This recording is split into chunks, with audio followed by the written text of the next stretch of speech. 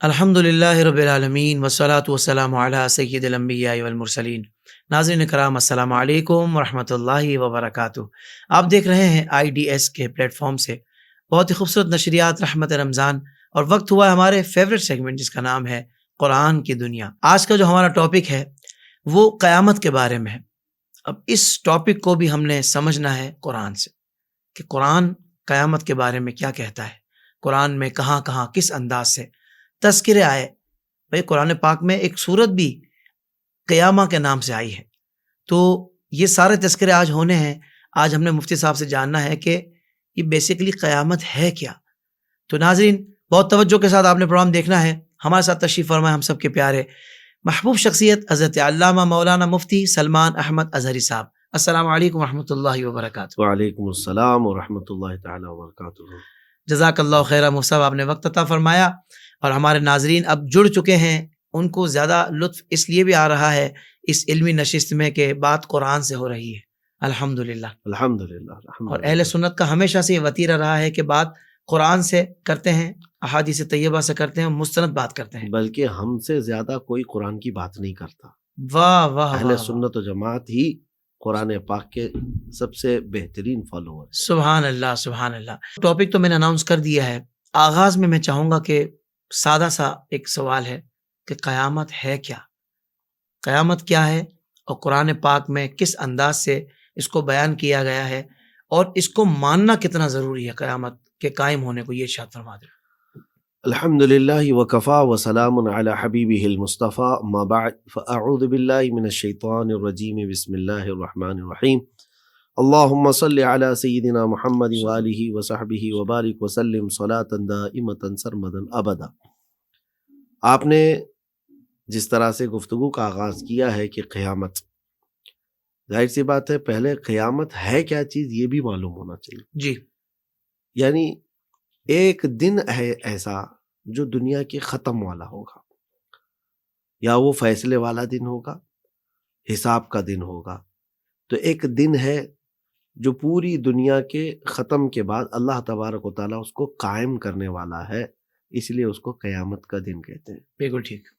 اور یہ عقیدہ ہمارے مومنین کے لیے اس قدر لازم ہے کہ میں کیا بتاؤں آپ کو، قرآن پاک میں اکثر جگہ تو اللہ پر ایمان لانے کے بعد سیدھے یوم آخرت کا ہی ذکر آیا ہے۔ جی جی جی، یعنی ایمان لاؤ اللہ پر اور آخرت پر۔ صحیح۔ آخرت کیا ہے؟ یہی قیامت کا دن ہے۔ ہم، تو قیامت کا اوپر ایمان لانا مومن کے لیے یہ جڑ کی حیثیت رکھتا ہے۔ صحیح۔ اور سب سے پہلے آپ نے یہ پوچھا کہ کیا ماننا ضروری ہے، اس کے لیے مجھے بتانا ہوگا کہ اگر آپ یہ آخرت کا تصور ہٹا دیں تو یہ کھوکھلا ہو گیا، پھر کچھ بھی نہیں ہے۔ صحیح ہمارا سارا نظام آخرت سے چل رہا ہے، صحیح، جڑا ہوا ہے۔ کہ آپ نماز کیوں پڑھ رہے ہیں؟ اس کا تعلق آخرت سے ہے۔ آخرت سے ہے۔ آپ روزہ کیوں رکھ رہے ہیں؟ آخرت سے ہے تعلق۔ اللہ تبارک و تعالیٰ نے جتنے احکام تمہیں بتائے، عمل کیوں کر رہے ہیں؟ کہ سزا یا جزا ہونے والی ہے۔ ہاں، اور یہ تصور ختم کر دیا جائے اگر، نعوذ نعوذ باللہ، تو پھر وہ بندہ تو آوارہ ہے، بالکل جو ایسا من ہی۔ میں آئے، جو طبیعت میں آئے وہ کرے۔ تو ایمان کی یہ جڑ ہے۔ قیامت کا اور آخرت کا تصور جو ہے ایمان والے کے لیے بہت ہی اہمیت کی حامل ہے۔ بغیر اس کے تو ایمان کمپلیٹ ہی نہیں ہے۔ یعنی تو جو نان مسلمز ہوتے ہیں یہ تو ان کا کانسیپٹ ہوتا ہے دنیا میں جو کرنا ہے کرو، بس یہی سب کچھ ہے۔ اسی وجہ سے ہوتا ہے کہ آخرت کا تصور نہیں ہے۔ نہیں ہے، بالکل ٹھیک۔ اب آپ اندازہ کر لیں کہ آخرت کا تصور ہٹ جائے اور قیامت کا تصور ہٹ جائے تو پھر کیا انداز ہو جاتا ہے۔ سرکشی آتی ہے طبیعت کے اندر۔ اچھا، اب یہ آخرت کا تصور جو ہے عیسائیت میں بھی ہے، یہودیت میں بھی، آسمانی جتنے مذاہب ہوں ان سب میں قیامت کا تصور رہا ہے۔ عقیدے میں کوئی تبدیلی نہیں آئی۔ آدم علیہ السلام سے لے کر حضور پاک صلی اللہ علیہ وسلم تک جتنے نبی آئے سب میں ایمان بالآخرہ یہ ایمان کا حصہ رہا ہے۔ یعنی قیامت کو ماننا یہ ہر ایک امتی کے لیے ضروری ہے، ہر امتی کے لیے۔ کسی بھی امت میں یہ ہٹا نہیں ہے۔ تو آخرت کا اب اس کی امپورٹنس آپ سمجھ سکتے ہیں۔ اب چلتے ہیں ہم یہ قیامت کا دن، اس کو قیامت کیوں کہتے ہیں؟ آپ نے یہ بھی سوال فرمایا۔ جی، میں نے یہ سوال بھی کیا کہ قیامت کا ذکر قرآن پاک میں کس انداز سے آیا ہے؟ ہاں، یہ اب ایک لمبی گفتگو ہوگی. صحیح. دیکھیں قیامت کا ذکر جو آیا ہے اللہ تبارک تعالیٰ نے مختلف انداز سے فرمایا.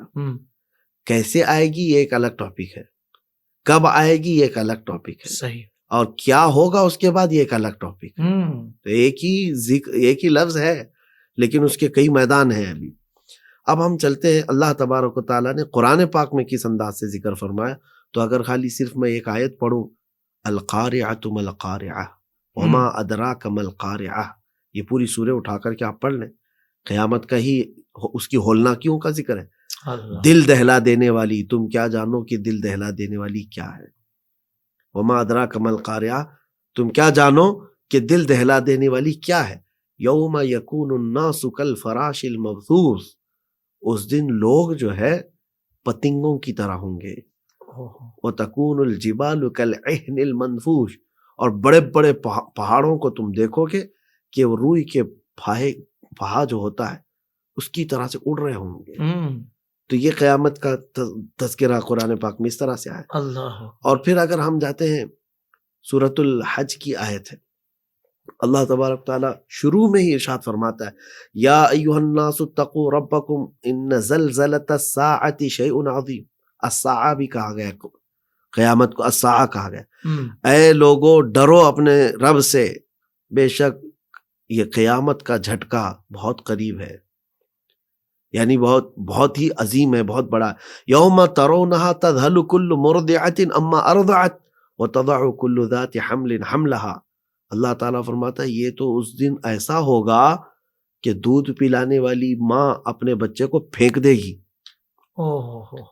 اور حاملہ عورت جس کے پیٹ میں بچہ ہوگا وہ بچہ باہر نکل آئے گا خوف اور دہشت سے. اللہ، یہ دہشت ہے، ہولناکیاں ہیں. اور اللہ تبارک و تعالیٰ فرماتا ہے کہ تم لوگوں کو دیکھو گے کہ ایسے جیسے نشے میں ہوں، کچھ سمجھ میں نہ آ رہا ہو. اور یہ قیامت کس انداز سے آئے گی اس کو آپ دیکھیں، اذا الشمس کورت واذا النجوم انکدرت، اور پھر ہے اذا السماء انفطرت. یہ سب قرآن کی آیتیں، میں 100 سے زیادہ آیتیں ابھی پڑھ سکتا ہوں. اللہ اکبر. قیامت کا ذکر اتنی مرتبہ قرآن پاک میں اتنا آیا ہے. اب اسی وجہ سے میں کہہ رہا ہوں کہ اس کی اہمیت کتنی زیادہ ہے. اسی لیے حضور پاک صلی اللہ تعالیٰ علیہ وسلم بھی صحابہ اکرام کو جس بات سے ڈراتے تھے وہ قیامت کے دن کا ہی ہے. اللہ. آج بھی ہمیں یہ چاہیے کہ قیامت کا ذکر جب جب بندہ کرتا ہے تو اس کا دل نرم ہو جاتا ہے، خوف الہی سے کانپتا ہے کہ حساب تو ہونا ہے، وہ ڈر کا دن ہے. اب آپ کو میں بتاؤں کہ تقریباً 40 سے زیادہ نام سے اللہ تعالیٰ نے اس کو ذکر کیا ہے قرآن پاک میں. اچھا. قیامت، یوم الآزفہ، یوم الوعید، یوم البعث، یوم النشور، یوم الخروج. میں بتا رہا ہوں قرآن پاک میں یہ آیت، یہ جو نام آئے ہیں یہ سب قیامت کے نام ہیں. یوم الدین ہے، اور اس کے بعد یوم التغابن، یوم الطلاق، یوم الحسرہ، غاشیہ. اللہ اکبر. 40 سے زیادہ نام قرآن پاک میں قیامت کے آئے ہیں. یوم عظیم، یوم عسیر. ان ناموں پر ہی اگر میں گفتگو کروں، ہر نام کی وجہ ہے، ہر نام کی وجہ ہے، ہر نام کی وجہ ہے قرآن پاک. اللہ اکبر. تو قیامت کے ایک قیامت کے لیے 40 سے زیادہ ناموں کا ذکر قرآن پاک میں آیا ہے. تو آپ اندازہ کریں وہ کیسا دن ہے، کیسا دن ہے. ہاں، اس کے بعد کے حالات کے سلسلے میں ہم پھر گفتگو کرتے ہیں. ابھی آپ نے تذکرہ پوچھا قرآن پاک میں، تو تذکرہ اس انداز سے اللہ تعالیٰ نے فرمایا. اب آیتیں میں کوٹ کرتے چلا جاؤں تو بہت ہو جائیں گی، بہت تفصیل ہو جائے گی، آپ کے پاس وقت بہت کم ہوتا ہے. جی بالکل ایسا ہی حضور. بس اس انداز سے بھی جس طرح آپ نے تذکرہ فرما دیا ہمارے ناظرین کے لیے، میں سمجھتا ہوں یہ بھی بہت ہے کہ اتنا پتہ لگ جائے کہ بھئی اس کی اہمیت کتنی ہے، یہ کتنا اہم ٹاپک ہے. اور قیامت پر عقیدہ رکھنا، اس کو ماننا، یہ ایک مسلمان کے لیے کتنا ضروری ہے.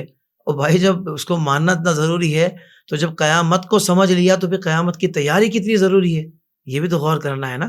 تو اسی لیے الحمدللہ مسلمان یہ نہیں چاہتا کہ میں مدر بدر آزاد ہو جاؤں اور شریعت سے آزاد ہو کر میں اپنی زندگی گزاروں، بلکہ وہ یہ چاہتا ہے کہ جو شریعت مطہرہ اللہ تعالیٰ نے اپنے محبوب کو عطا فرمائی اور محبوب کریم صلی اللہ علیہ وسلم نے ہمیں تعلیم فرمائی، میں اس کے مطابق اپنی زندگی گزاروں تاکہ قیامت کے دن مجھے پیارے آقا صلی اللہ علیہ وسلم کی شفاعت نصیب ہو جائے، پیارے آقا صلی اللہ علیہ وسلم کی خاص نگاہ عنایت نصیب ہو جائے اور رب تعالی ہم سے راضی ہو جائے. کیا خوبصورت کانسیپٹ مفتی صاحب نے بیان کیا ہے. مفتی صاحب مزید آگے بڑھتے ہیں اس میں. مفتی صاحب یہ تو آپ نے ارشاد فرما دیا کہ قیامت کیا ہے، قرآن پاک میں اس کے تذکرے کس طرح ہوئے ہیں، کن ناموں سے بتایا گیا ہے. یہ ارشاد فرمائے کہ قیامت کب آئے گی، کیونکہ ابھی کچھ کلپس ایسے بھی نظر سے گزرے کہ جس میں ایک صاحب جو ہے نا وہ تاریخ کے ساتھ بتا رہے ہیں کہ بھئی فلاں تاریخ کو قیامت آئے گی. تو اس انداز سے ایک پورا یقین کے طور پر اس طرح تاریخ بتانا قیامت کی، تو اس بارے میں آپ کیا کہیں گے؟ یہ بڑی عجیب چیز ہے. اس طرح کے شیاطین بیچ بیچ میں آتے رہتے ہیں، یہ دجال ہیں. اچھا. جو اللہ تبارک و تعالیٰ کے رازوں کو جاننے کا دعویٰ کرے، جس کو رحمت عالم سید الانبیاء صلی اللہ علیہ وسلم جن پر پورا قرآن اترا انہوں نے نہیں فرمایا. اللہ آپ کو حدیث جبرائیل معلوم ہوگی کہ حضور پاک صلی اللہ تعالیٰ علیہ وسلم محفل میں بیٹھے ہوئے تھے تو ایک اجنبی شخص داخل ہوا، صحابہ بیٹھے ہوئے تھے، اپنے گھٹنے سے گھٹنے ملا کر حضور کے پاس سامنے بیٹھ گیا اور پھر سوال کیا مل اسلام، اسلام کیا ہے؟ حضور نے جواب دیا کہ اسلام یہ ہے. اس کے بعد پھر اس نے ایمان کا سوال کیا، مل ایمان. حضور پاک صلی اللہ علیہ وسلم نے اس کا جواب دیا. میں حدیث کو شارٹ کر کے بتا رہا ہوں. پھر پوچھا مل احسان، احسان کیا ہے؟ حضور نے اس کا بھی جواب دیا. اب چوتھے نمبر پر آنے والے نے جو سوال کیا تھا وہ یہی تھا، قیامت کب آئے گی؟ صحیح. تو رسول پاک صلی اللہ تعالیٰ علیہ وسلم نے اس کے جواب میں یہ فرمایا کہ جتنا پوچھنے والے کو علم ہے اور پوچھے جانے والے کو اس سے زیادہ نہیں. اچھا. تو اب حضور پاک صلی اللہ تعالیٰ علیہ وسلم کا یہ جواب یعنی یہ ہے کہ اللہ کے رازوں میں سے ایک راز ہے قیامت کا علم، اس کا انکشاف ضروری نہیں. ہاں لیکن حضور نے یہ فرمایا آگے کہ میں اس کی نشانیاں بتا دیتا ہوں. صحیح. تو نشانیاں تو بتائی جا سکتی ہیں لیکن بالضبط تاریخ بتانا یہ تو اسلام میں کہیں بھی نہیں ہے. ہاں جن لوگوں نے کچھ کیلکولیشن کیے ہیں، اعداد نکالے ہیں یا علم جفر کے ذریعے سے فلاں کے ذریعے سے، یہ بھی غالب گمان ہو سکتا ہے، تخمینہ ہو سکتا ہے. کوئی بھی اس بات کا بالضبط دعویٰ نہیں کر سکتا کہ قیامت اس دن آئے گی، فلاں ہوگا، یہ تاریخ ہوگی، یہ کبھی نہیں کہا جا سکتا. صحیح. ہاں قرآن پاک میں جب اللہ نے فرمایا اقترب للناس حسابهم، لوگوں کے حساب کا دن قریب آ گیا ہے، اور رحمت عالم صلی اللہ علیہ وسلم نے فرمایا تھا کہ میں اور قیامت ایسے ہیں، یعنی اتنا قریب ہے. اوہو. تو قریب ہے، ہم یہ بھی بول سکتے ہیں کہ قیامت قریب ہے، لیکن تاریخ اگر آپ بتائیں گے کہ 2030 میں آ جائے گا، 2040 میں آ جائے گا، تو یہ تو ڈھگوسلا ہے. صحیح صحیح صحیح. اللہ تبارک و تعالیٰ کے رازوں میں سے ایک راز ہے جس کو انکشاف کرنے کا کوئی بھی دعویٰ نہیں کر سکتا، اور جو دعویٰ کرتا ہے وہ ایسا مردود شخص ہے جو اسلام کے اصولوں میں سیند لگانے کی کوشش کرتا ہے. اچھا. اوہو، اتنا سخت معاملہ ہے. بالکل. اب آپ نے یہ جو سوال کیا کب آئے گی، یہ سوال عوام کے لیے ضروری نہیں. بالکل ٹھیک. قیامت آنے سے پہلے کیا ہوگا یہ آپ دیکھ لیجئے، ہم اگر اس سے زیادہ چیزیں آپ کو بتائی جا رہی یعنی ہیں. قیامت کے نشانیاں ظاہر ہو چکی ہیں یا نہیں، یہ سوال ہو سکتا ہے. بالکل، کہ ظاہر ہو چکی یا نہیں ہو چکی، یا پھر آنے سے پہلے کیا کیا ہوگا آپ یہ بھی پوچھ لیجئے. صحیح تو صحیح. یہ ضروری ہے آپ کے لیے کہ اگر وہ نشانیاں دیکھیں تو اصل منزل آنے کا خوف تو ہوگا آپ کو، ورنہ تو آپ ایک تاریخ کے لیے انتظار کرتے بیٹھ جائیں. ہم تو اس نشانیاں تو رسول کریم صلی اللہ تعالیٰ علیہ وسلم نے جو بیان کی ہیں، میں کیا بتاؤں آپ کو کہ وہ تو باضابطہ محدثین نے باب باندھے ہیں اس پر. کتاب الملاحم، کتاب الفتن، قیامت سے پہلے آنے والی نشانیوں کے اوپر پورا پورا باب ہے، اور باضابطہ کتابیں لکھی ہوئی ہیں. اور پھر علامات کبریٰ الگ ہیں، علامات صغریٰ علامات الگ ہیں. کبریٰ الگ ہیں، علامات صغریٰ الگ ہیں، چھوٹی نشانیاں جن کو کہتے ہیں اور بڑی نشانیاں ہیں. تو یہ سب آ جانے کے بعد قیامت آئے گی، لیکن اتنا ہے کہ قیامت آئے گی، آئے گی، یہ بات حتمی ہے. بالکل. ٹھیک. کیونکہ قرآن کہتا ہے وَأَنَّ السَّاعَةَ آتِيَةٌ لَا رَيْبَ فِيهَا، اللہ فرماتا ہے قیامت بے شک آئے گی، اس میں کوئی شک نہیں. سبحان آنے والی ہے، اس میں کوئی شک نہیں. جیسے ذالک الکتاب لا ریب فیہ کہا گیا. قرآن یہ اللہ کی کتاب، یہ وہ کتاب عظمت والی ہے جس میں شک کی گنجائش نہیں. تو لا ریب فیہ کا لفظ جو قرآن کے لیے آیا ہے اسی طرح قیامت کے لیے بھی آیا ہے. اچھا. وَأَنَّ السَّاعَةَ آتِيَةٌ لَا رَيْبَ فِيهَا، اور بے شک قیامت آنے والی ہے، اس میں شک کی گنجائش نہیں. صحیح، شک بھی نہیں کر سکتا کہ قیامت آئے گی کہ نہیں آئے گی. بالکل صحیح. اور ایک بات یہ بھی میں بتا دوں کہ اللہ تبارک و تعالیٰ نے پوری سورہ قیامہ، جیسے آپ نے پہلے والے سوال میں ارشاد فرمایا کہ قرآن پاک میں پوری سورہ آئی ہے، لا اقسم بیوم القیامہ ولا اقسم بالنفس اللوامہ. تو اللہ تبارک و تعالیٰ نے اس سورہ میں جو بیان فرمایا نا، ایحسب الانسان ان لن نجمع عظامہ، ایک شخص حضور پاک صلی اللہ علیہ وسلم کی بارگاہ میں حاضر آیا اور وہ کافر ایسا بدبخت، اس نے کہا کہ قیامت آئے گی، قیامت کوئی چیز ہے؟ تو حضور صلی اللہ علیہ وسلم نے فرمایا بالکل قیامت آئے گی. تو اس نے کہا کہ اگر وہ آ بھی گئی تب بھی میں نہیں مانوں گا، اللہ دیکھ بھی لوں گا تو بھی نہیں مانوں گا. تب یہ نازل ہوئی. وہ آیا ہوا شخص حضور سے یہ کہہ رہا تھا، ارے جو مر گئے، ہڈیاں گل گئیں، جن کی بکھر گئیں، تو کیا قیامت کے دن ان کو سب جمع کیا جائے گا؟ کس کی ہڈی کہاں ہے، کس کو کون کہاں دفن کیا، کس کو شیر کھایا، کس کو آگ جلائی، کوئی پانی میں گیا، تو کیا ان کو سب کو جمع کیا جائے گا؟ تو یہ چھوٹی عقل والا اس طرح کا سوال کر رہا تھا. تو رب تعالیٰ نے فرمایا بلا قادرین علی ان نسوی بنانا. رب تعالیٰ فرماتا ہے کیوں نہیں، ہم قدرت رکھتے ہیں ہر ہڈی کو جوڑنے کی. واہ واہ واہ. اب یہاں پر جواب بھی تو دیکھیں رب تبارک و تعالیٰ کا، کہ تعجب تو تجھے اس وقت کرنا چاہیے تھا جب وہ ایک پانی کے قطرے سے تجھے پیدا کر رہا ہے. کیا بات ہے مفتی صاحب، یعنی ایک نطفے سے تجھے پیدا کر رہا ہے، اس میں تو نہ ہڈی ہے، نہ گوشت ہے، نہ کوئی چمڑی ہے، نہ دماغ ہے، نہ آنکھ ہے، نہ آنکھ ہے. اس سے جب رب تعالیٰ تجھے پیدا کر رہا ہے تب تم تعجب نہیں کیا، اس کو تو تم نے ایک پروسیس سمجھ لیا. اور اب ہڈیاں ادھر ادھر بکھر گئی تو تم تعجب کرتے ہو کہ اس کو کیسے جمع کیا جائے گا. جو ایک نطفے سے پورا انسان بنانے کی قدرت رکھتا ہے، وہ انسان کے مر جانے کے بعد، گل جانے کے بعد دوبارہ زندہ کرنے پر بدرجہ اولا قدرت رکھتا ہے. کیا کہنے، یہی قیامت کا تصور ہے. واہ واہ واہ. مفتی صاحب آپ نے کہا قیامت آئے گی، قرآن و حدیث سے یہی ہمیں احکامات ملتے ہیں، رہنمائی ملتی ہے. حضرت قیامت تو آئے گی، یہ بتائیے کہ کیا کفار و مشرکین اور مومنین کے لیے قیامت ایک جیسی ہوگی؟ قیامت کا جو کانسیپٹ ہے نا، یہی تو ہے کہ قیامت کا جو نام ہے نا، آپ کو میں بتاؤں، یوم الدین ہے. صحیح. یوم الجزا، یعنی جزا کا. کس کے لیے ہے؟ دنیا دارالعمل ہے، یہاں عمل کے لیے بھیجا گیا تھا. عمل اب وہاں پر تولا جائے گا، وہاں پر ہی تو انصاف ہوگا، فیصلہ ہوگا کہ کون اپنے رب تبارک و تعالیٰ کے دیے ہوئے احکامات پر چلا اور کون نہیں چلا. صحیح. تو ظاہر سی بات ہے کفار و مشرکین کے لیے ایک بہت دردناک منظر ہے، جنہوں نے رب کا انکار کیا اور جنہوں نے رب تبارک و تعالیٰ کی وجود کا بھی انکار کیا. قیامت تو چھوڑے، وہ رب تبارک و تعالیٰ کو ہی ماننے سے انکار کیا، تو پھر ان کو تو قیامت کے دن تو یہ ساری چیزیں ان کی ہولنا کیا ہیں.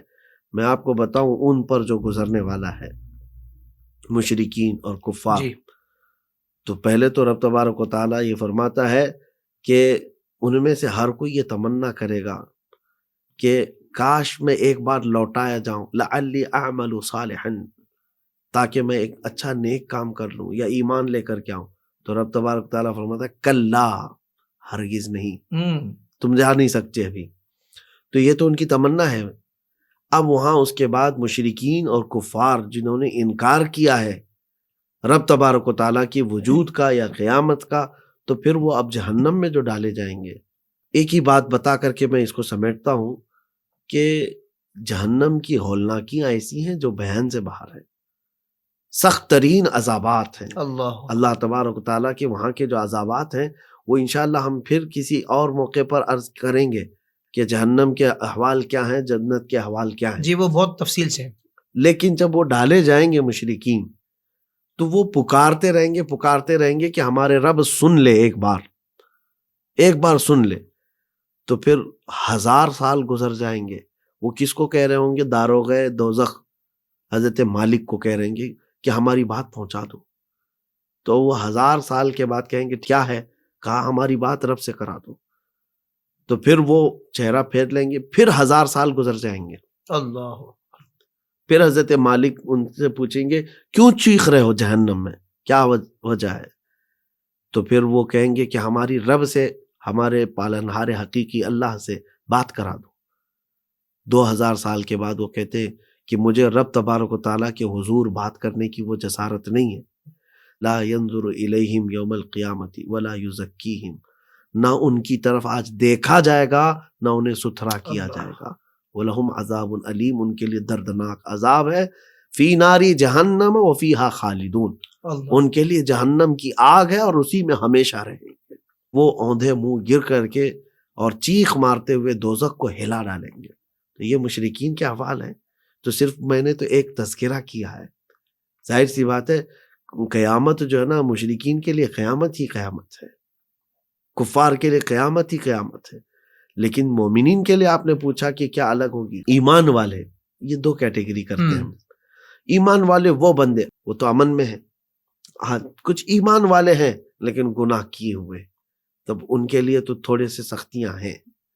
تو قیامت کے ان ہولناکیوں میں اب وہاں پر مومنین بھی جو گنہگار ہیں ان کا حساب سخت بھی ہو سکتا ہے، کیونکہ اب پرسش ہوگی اعمال کی، سوالات ہوں گے۔ اب یہ یوم الحساب بھی کہلاتا ہے، روز محشر کے جہاں گداز بود اولین پرسش کے نماز بود، کہ وہ جان کو پگھلا دینے والا دن ہوگا، لیکن سب سے پہلے سوال نماز کا ہوگا۔ اب وہ جو منظر ہے نا قیامت کا، اس کو بھی قرآن سے میں بیان کرتا ہوں۔ وَعُرِضُوا عَلَىٰ رَبِّكَ صَفًّا لَقَدْ جِئْتُمُونَا كَمَا خَلَقْنَاكُمْ أَوَّلَ مَرَّةٍ، رب تعالیٰ فرماتا ہے صف در صف پیش کیے جائیں گے لوگ، اور تم کو اسی طرح سے لایا جائے گا جیسے روز اول تمہیں دنیا میں بھیجا گیا تھا، یعنی بغیر لباس کے اٹھائے جائیں گے۔ بغیر لباس کے وہاں لوگ اٹھائے جائیں گے اور لوگوں کی صفیں ہوں گی۔ اور رب تبارک و تعالیٰ فرماتا ہے کلا اذا دکت الارض دکا دکا وجاء ربک والملک صفا صفا وجیء یومئذ بجہنم یومئذ یتذکر الانسان وانى له الذکرى یقول یا لیتنی قدمت لحیاتی فیومئذ لا يعذب عذابه احد ولا یوثق وثاقه احد۔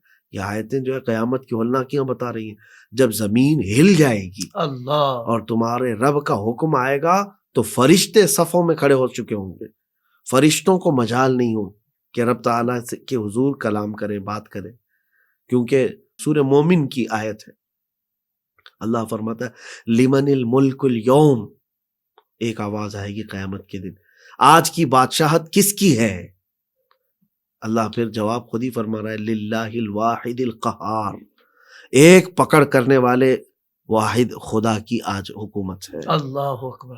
اور اس دن پکارا جائے گا این الجبارون این المتکبرون، کہاں ہے وہ جو گھمنڈ کرتے تھے، کہاں ہے وہ جو سختیاں کرتے تھے، سب کو لایا جائے گا۔ تو یہ جو قیامت کا منظر ہے، اب مومنین کے احوال کا میں ذکر کر رہا ہوں، لیکن ان میں جن لوگوں نے گناہ کیے ہیں وہ بھی سخت حالت میں ہوں گے، پسینے میں ڈوبے ہوئے ہوں گے، یہ بھی حدیثوں میں موجود ہے، زمین تانبے کی ہوگی۔ اب قرآن پاک کا تذکرہ ایک اور بھی میں بتا دوں کہ وہاں پر جب مومنین کو یا پھر دیگر سب کو حساب کتاب کے لیے لایا جائے گا، آپ نے ایک بار بار بات سنی ہوگی نامہ اعمال، جی دعا بھی کرتے ہیں کہ اللہ ہمارا نامہ اعمال سیدھے ہاتھ میں عطا کر، آسان۔ نامہ اعمال کیا چیز ہے؟ یہ جو فرشتے ہمارا سارا زندگی کا لکھے ہوں گے کچا چٹھا، یہ سب لایا جائے گا۔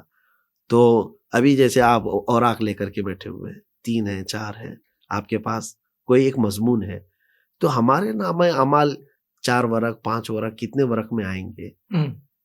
تو قرآن پاک تو کہتا ہے کہ جب وہ نامہ اعمال ایک بندے کے لائے جائیں گے نا، تو وہ دیکھے گا جہاں تک اس کی نظر جا رہی ہوگی کتابیں کتابیں اس کی ہوگی، اور وہ بندہ کیا کہے گا پتہ ہے قیامت کے دن؟ مالی ھذا الکتاب لا یغادر صغیرۃ ولا کبیرۃ الا احصاها، یہ کیسی کتاب ہے رحمان، چھوٹی چیز بھی نہیں چھوڑی گئی ہے، بڑی چیز بھی نہیں چھوڑی گئی، سب لکھ دیا گیا ہے۔ اللہ، تو نامہ اعمال اور اس کو پڑھ کر کے سنانا ہے، جہاں تک نظر جا رہی ہے وہاں تک تو کتابیں ہیں اس کی، اس کو کتنا وقت لگے گا، اور جو اس کو قیامت کے دن یہ سب چیزیں سنانا ہے، اور کہیں بھاگنے کی ضرورت نہیں ہے، نہ یہ کہ دن ختم ہونے والا ہے، وہ تو رحمان واحد قہار کی اس دن بادشاہت ہے۔ ایک دن، یہ بھی قرآن پاک میں، قیامت کا دن کتنا ہوگا؟ جی قیامت کا دن کتنا بڑا ہوگا، جس کو تم آج شمار کرتے ہو اس اعتبار سے 50,000 سال کے برابر کا ایک دن ہوگا۔ اللہ، 50,000 سنۃ، قرآن پاک میں جس کو تم شمار کرتے ہو اس اعتبار سے 50,000 سال کا ایک دن ہوگا۔ تو رب تبارک و تعالیٰ وہاں کی ہولناکیوں سے ہماری حفاظت فرمائے۔ تو مفتی صاحب جیسا کہ آپ نے ارشاد فرمایا، تو جس کو توبہ موت سے پہلے نصیب ہو جائے، توبۃ النصوحہ، تو ظاہر بات ہے کہ اس کے لیے تو پھر آسانیاں ہو جائیں گی نا۔ بالکل بالکل، ایمان کی حالت پر جس کا انتقال ہوا، اب دیکھیں سزا اور جزا یہ رب تبارک و تعالیٰ کا اس میں کلی طور پر اختیار رب تعالیٰ کے اس کی ملکیت میں ہے۔ وہ جس بندے کو سزا دے، جس بندے کو جزا دے۔ یہ ضروری نہیں ہے کہ ہم اپنے عقلوں سے یہ کہیں کہ میں نے نیکیاں کیا ہے تو مجھے اتنا ملنا ہی ہے، میں نے گناہ، اس نے گناہ کیا ہے تو اس کو سزا دینا ہی ہے۔ یہ تو رحمان کی منشا ہے، یعنی میں جنت میں جا رہا ہوں تو اپنے اعمال کی وجہ سے جا رہا ہوں، یہ تو بات ہے ہی نہیں۔ اللہ کا فضل ہے بس، وہ جسے چاہے، اور پھر وہ عدل کرنے پر آئے تو پھر تم تو دے بھی نہیں پاؤ۔ اللہ اکبر۔ اگر تم وہ اللہ کریم جو ہے عدل کرنے پر آئے تو بڑے بڑے پرہیزگار جو 200 سال کی عبادت کیے ان کے تقوی بھسم ہو جائیں گے، کسی ایک چیز میں پکڑ ہو جائے گی۔ تو رب تبارک و تعالیٰ کے حضور، آپ نے صرف یہ پوچھا کہ توبہ کر لے بندہ تو اس کے لیے امن ہے نہیں، پھر بھی توبہ کر کے بھی انتقال کیا ہو، رب تعالیٰ کی فضل سے امید لگائے رکھے، کیونکہ اس دن رب تبارک و تعالیٰ ارحم الراحمین بھی ہے، سخت پکڑ کرنے والا بھی ہے لیکن ارحم الراحمین بھی ہے۔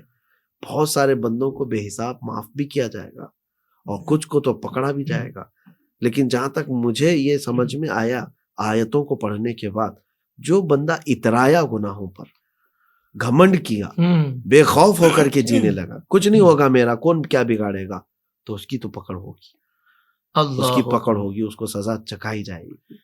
لیکن کچھ لوگ ایسے ہیں جو گناہ تو ہوئے لیکن ڈرتے رہتے ہیں، خوف کھائے رہتے ہیں کہ مولا میں کمزور بندہ اور میں ڈرتا ہوں۔ یہ تفسیر روح البیان میں ایک روایت بھی موجود ہے، حدیث پاک ہے کہ 2 بھائی تھے سگے، ایک نیک تھا بڑا اور ایک گنہگار تھا، اور نیک بندہ جو ہے وہ ہمیشہ وہ گنہگار کو نصیحت بھی کرتا رہتا تھا، باز آ جا باز آ جا، تو وہ گنہگار کہتا تھا کہ بھائی میں چھوڑنا چاہتا ہوں، سارے گناہ برائیاں خیر چھوٹ جائیں گی۔ تو یہ تکرار کسی دن ایسی بڑھی کہ وہ نیک بندے نے کہا کہ تو کبھی نہیں سدھرے گا اور تجھے اللہ کبھی نہیں معاف کرے گا، تو اسی حالت میں مرے گا۔ تو وہ گنہگار ڈر گیا، کہا کہ کیا تو نے سارا حساب اپنے ہاتھ میں لے لیا، مجھے ایسا کیسے کہہ رہا ہے؟ کہا پکی بات ہے، تو باز نہیں آتا، تجھے اللہ کبھی نہیں معاف کرے گا۔ یہ بات دیکھیں، ڈرانے کے لیے بھی کسی کو یہ نہ کہیں۔ اب دونوں کا انتقال ہوا تو رب تبارک و تعالیٰ دونوں کو اٹھائے، اور پھر اس نیک بندے کا جو حساب ہوا شروع میں، کہا کہ تیری نیکیاں سب اپنی جگہ پر، میرے ایک بندے کو میری رحمت سے دور کرنے والا تو کون ہے؟ اللہ اکبر۔ یعنی رب تبارک و تعالیٰ معاف کرے گا یا نہیں معاف کرے گا، اس کا فیصلہ تو کرے گا دنیا میں۔ اور اسی بات پر پکڑ ہوئی اور اس نیک بندے کو دوزخ میں ڈال دیا گیا کہ تو رحمان کی مشیت میں کہاں دخل اندازی کر رہا ہے، اور اس گنہگار کو اٹھایا گیا، کہا کہ تو کیوں نہیں بچتا تھا، تیرا کیا حال ہے؟ تو وہ کہتا ہے رب تبارک و تعالیٰ سے، مولا کمزور بندہ، تیری شان الوہیت، تیری شان ربوبیت، تو ارحم الراحمین ہے، مجھ جیسے کمزور کو کیا تو عذاب دے گا؟ اور اگر عذاب دے گا تو میں تیرا ہی تو بندہ ہوں، میں تیرا ہی تو بندہ ہوں۔ تو رب تبارک و تعالیٰ فرماتا ہے کہ اس کو میری رحمت سے اتنی آس ہے، فرشتوں معاف کرو، اس کو جنت میں بھیج دو۔ یہ بھی مناظر قیامت کے ہیں۔ تو کل ملا کر کے حاصل یہ ہے کہ بندہ اگر رب تبارک و تعالیٰ سے آس لگائے ہے اس کے فضل سے، تو امید یہی ہے کہ رب تبارک و تعالیٰ اس کو معاف کرے گا۔ تو قیامت تو ہے، قیامت تو ہے، لیکن یہاں پر اس سے خوف بھی رکھیں جو صدیق اکبر کا ایمان تھا۔ فرماتے ہیں کہ اگر لوگوں کو جنت میں بھیجا جا رہا ہو اور ایک کو دوزخ میں، تو آپ فرماتے ہیں مجھے ڈر لگے گا کہ وہ ایک میں نہ ہو، اور اگر اللہ تبارک و تعالیٰ یہ فرمائے کہ دوزخ میں جائیں گے ایک جنت میں، تو اس کی رحمت سے یہ مجھے امید ہوگی وہ ایک میں۔ اللہ اکبر، خوف اور امید کے بیچ میں۔ اور اس کو میں اب اس بات پر ختم کرتا ہوں میری اس کلام کو، کہ کیا ہی پیارا ارشاد میرے اعلیٰ حضرت امام اہل سنت فرماتے ہیں۔ دیکھیں قیامت کے دن سزا بھی ہوگی، جزا بھی ہے، دونوں چیزیں ہیں، تو ڈر تو ابھی ہے ہمیں۔ تو اعلیٰ حضرت کیا کہتے ہیں؟ ڈر تھا کہ عصیاں کی سزا اب ہوگی یا روز جزا۔ اللہ اکبر۔ ڈر تھا کہ اسیاں کی سزا اب ہوگی یا روز جزا، دی ان کی رحمت نے صدا، یہ بھی نہیں وہ بھی نہیں، اللہ، جا تجھے معاف کر دیا گیا۔ کیا کہنے، کیا کہنے۔ تو قیامت کا ایک منظر، ہم تو اس طرف گئے ہی نہیں ہیں، قیامت کی ہولناکیوں پر ہم رہے، جبکہ قیامت کے دن کے دولہا وہ رحمت عالم صلی اللہ علیہ وسلم ہے۔ اللہ، ان سے ظاہر سی بات ہے قیامت کا ذکر حضور کے بغیر تو مکمل ہی نہیں ہے۔ فقط اتنا سبب ہے انعقاد بزم محشر کا کہ ان کی شان محبوبی دکھائی جانے والی ہے۔ سبحان اللہ، خلیل و نجی مسیح و صفی، سبھی سے کہیں نہ بنی، یہ بے خبری کی خلق پھری کہاں سے کہاں تمہارے لیے۔ حضور پاک صلی اللہ تعالیٰ علیہ وسلم کا تو اس دن جلوہ ہے، عرش حق ہے مسند رفعت رسول اللہ کی، دیکھنی ہے حشر میں عزت رسول اللہ کی۔ تو بغیر رسول اللہ کے ذکر کے تو قیامت کا ذکر کمپلیٹ نہیں ہے۔ ہاں، کیونکہ سرکار مفتی اعظم ہند جیسا متقی، اپنے وقت کا پرہیزگار، جس کے تقوی پر تواتر کے ساتھ علماء نے روایتیں نقل کی ہوں، ویسا متقی یہ کہتا ہے میرے اعمال کا بدلہ تو جہنم ہی تھا، میں تو جاتا میرے سرکار نے جانے نہ۔ تو سرکار کے ذکر کے بغیر قیامت کا ذکر کمپلیٹ نہیں ہے۔ اللہ کریم ہمیں حضور پاک صلی اللہ علیہ وسلم کی شفاعت کبریٰ عطا فرمائے اور لواء الحمد میں حضور کے قریب ہمیں جگہ عطا فرمائے۔ آمین، اللہم آمین، اللہم آمین۔ ویسے ایک بات ہے مفتی صاحب، جس کیفیت میں آپ جا رہے ہیں اور جس فلو میں آپ جا رہے ہیں، میں بتا نہیں سکتا، الفاظ نہیں میرے پاس۔ ماشاءاللہ آپ کو روکے نا تو واقعی آپ رکنے والے نہیں ہیں، تو آپ خود ہی رک کر، یعنی پروگرام کا وقت محدود ہوتا ہے، نہیں تو ایک آپ کیفیت کے ساتھ حضور کی شانیں اور یہ انداز بیان کر رہے ہیں۔ اللہ تعالیٰ آپ کو اس کی جزا عطا فرمائے، اور سننے کا بھی اتنا ہی لطف آ رہا ہے حضور۔ بالکل، ہم تو یہ کوئی پروگرام کے حساب سے نہیں کر رہے ہیں، اللہ، یقیناً یہ ہمارا ایمان ہے۔ الحمدللہ، ہم جس میدان میں بھی بیٹھے جہاں پر آج تو آپ ریکارڈ کر رہے ہیں، جی، یہ ضروری نہیں ہے کہ ہم ریکارڈنگ کے لیے یہ باتیں کر رہے ہیں، بلکہ ہمارا ایمان، یہ ہمارے جذبات ہیں، وہ ہمارے بستر پر بھی ہم یہ بات کریں گے، میدان پر بھی اور اسٹیج پر بھی اور تنہا کرسی پر بھی۔ سبحان اللہ، سبحان اللہ، اللہ آپ کو جزائے خیر دے مفتی صاحب۔